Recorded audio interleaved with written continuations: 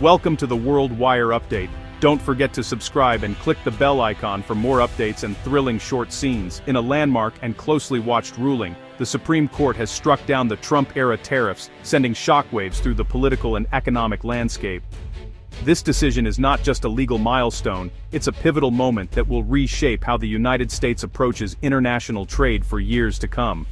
By overturning these tariffs, the court is dismantling a core part of the America First trade agenda, which had aimed to protect domestic industries by imposing steep taxes on foreign goods.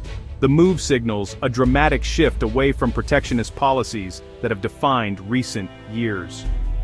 The decision reasserts Congress's constitutional authority over trade policy, making it clear that the power to regulate commerce with foreign nations lies primarily with lawmakers, not the president. This limits the executive branch's ability to impose sweeping tariffs without congressional approval, restoring a crucial balance of power.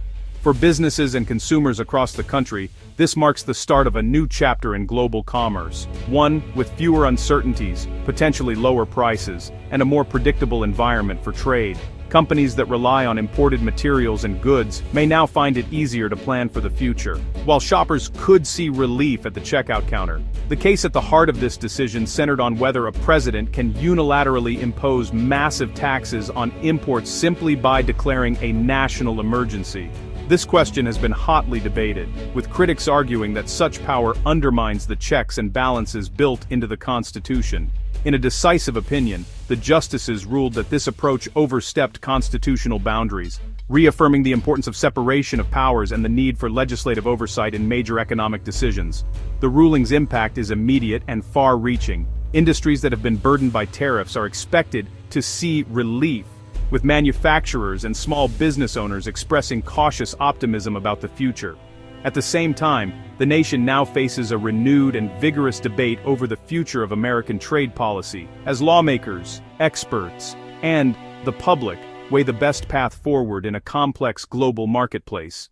Now the challenge shifts to Congress and the administration to chart a new path in a rapidly changing global economy, one that balances American interests, global partnerships, and the evolving realities of international trade.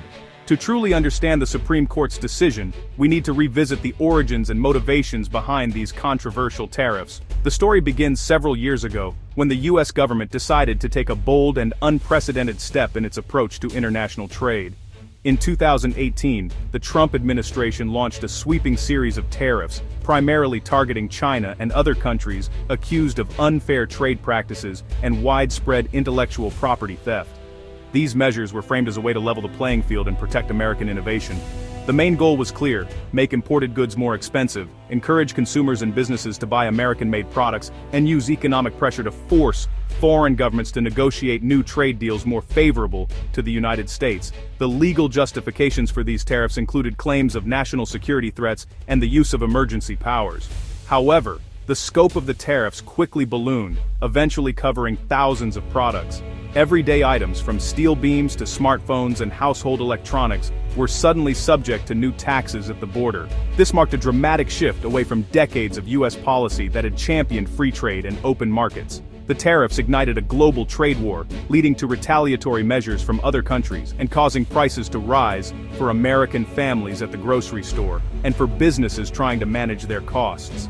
Supporters of the tariffs argued they were necessary to protect American jobs, industries, and national security. They pointed to factories reopening and new investments in U.S. manufacturing. Critics, however, warned that the higher costs would hurt consumers, threaten small businesses, and provoke global retaliation that could damage the economy in the long run. Now, with the Supreme Court's ruling, this turbulent era of economic brinkmanship and trade battles comes to a close, at least for now, leaving lasting impacts on American policy, global trade, and the everyday lives of millions. The legal battle began when American businesses challenged the tariffs, arguing they were both economically damaging and unconstitutional. The core issue: only Congress has the power to impose tariffs and regulate foreign commerce, not the president. The Trump administration relied on the International Emergency Economic Powers Act, a law meant for targeted sanctions, not broad economic policy. Lower courts sided with the businesses, finding the president had exceeded his authority. The Supreme Court's decision to hear the case underscored its constitutional importance. bipartisan lawmakers joined the fight, urging the court to restore congressional power. Ultimately, the justices ruled that emergency powers cannot be used to bypass Congress on major economic decisions. The verdict rebalances power between the branches of government. The Supreme Court's majority opinion was clear. The president cannot use emergency powers to impose broad tariffs as a tool of economic policy. The justices drew a line between targeted sanctions and sweeping taxes on imports, reaffirming that the power to tax and regulate trade belongs to Congress. This closes a legal loophole that allowed the executive branch to reshape trade policy unilaterally. The ruling upholds the lower court's decision and restores a two-century-old understanding of congressional authority over tariffs. The court emphasized that if Congress wanted to delegate such sweeping power, it would have done so explicitly. The decision is not about the merits of tariffs, but about who gets to decide. Congress now must take responsibility for America's trade strategy.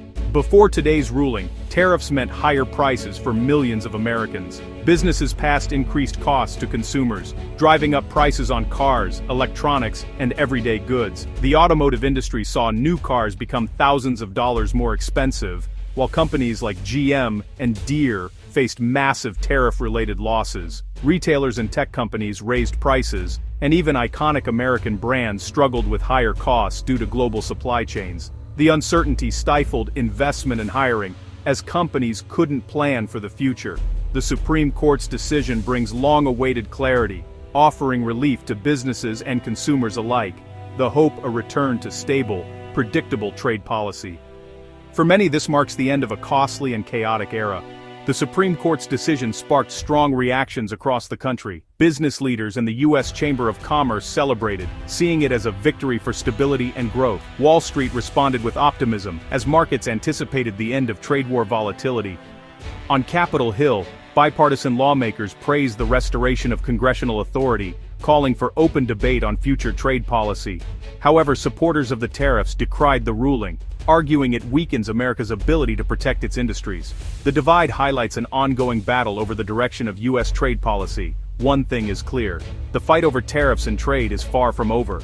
With the Supreme Court's landmark decision, the United States now faces the intricate and far-reaching task of unwinding the tariffs that have shaped its trade landscape for years. This is not a simple reversal. It's a process that will require careful coordination, legal expertise, and significant administrative effort across multiple sectors. Government agencies and businesses must navigate a complex transition period that could stretch on for months, if not longer. Companies will need to reassess their supply chains, contracts, and pricing strategies, while government officials work to clarify new rules and procedures. Legal battles over potential refunds and compensation are almost certain, as affected parties seek to recover losses from tariffs that are now being rolled back. The authority to set tariffs now rests squarely with Congress, shifting the balance of power and ensuring that future trade policy will be crafted through a more deliberate, transparent, and democratic process. This means that any changes to tariffs or trade agreements will be subject to public debate, committee hearings, and legislative scrutiny, rather than executive action alone. This shift encourages the development of more targeted and strategic trade measures, fostering greater collaboration with international partners. By involving Congress, the U.S. can pursue trade policies that are better aligned with both domestic interests and global realities, strengthening alliances and opening new avenues for negotiation. For the administration, this new reality presents both a challenge and an opportunity. Working closely with Congress, the executive branch must now build consensus and forge a new trade agenda that reflects a broader range of perspectives and priorities. The Supreme Court's ruling reaffirms a fundamental principle: major economic decisions that affect millions should be made democratically through open debate and legislative action, not by unilateral executive order. This strengthens the role of the people's representatives in shaping the nation's economic future. The debate over free trade versus protectionism will undoubtedly continue, with passionate arguments on both sides. But now, the rules of the game are clear, and the process is open for all to see and participate in. America's trade future will be shaped in Congress through open, transparent debate and negotiation, ensuring that the nation's economic path is determined by the collective will of its people for years to come.